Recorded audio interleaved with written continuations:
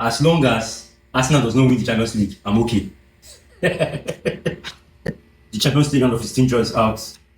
And of course, the most obvious fixture, Manchester City versus Real Madrid. We are tired of watching this fixture. I don't know what UEFA fans in things like this. They keep repeating fixtures. But it's going to be very interesting. A lot of teams have a lot to prove. I honestly don't know who's going to win that match. Man City this season, they have not been consistent. Real Madrid, the same thing. It's like a meeting of two clubs that are not settled. So whatever plays out, we'll be there to watch it. PSG will be playing Chelsea. Now, PSG has not forgotten what Chelsea did to them in the Club World Cup.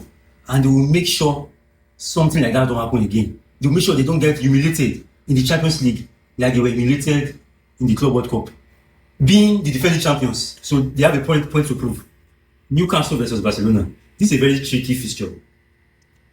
On paper, it looks like Barca is going to win this season. But it's not always going to be like that. Because the EPL and the Spanish league, two different leagues, they play differently. It's not going to be all about skills and tactics. This game is going to be different. But I still think Barcelona has an upper hand in this fixture. Atlanta versus Bayern Munich. You cannot predict football, but I am very sure I can predict this one. There is no way Atlanta is going to eliminate Bayern Munich. As much as football is tricky, and there is no way Bayern Munich is getting kicked out by Atlanta. It's impossible. Atletico Madrid versus Tottenham. Atletico Madrid is definitely kicking Tottenham out.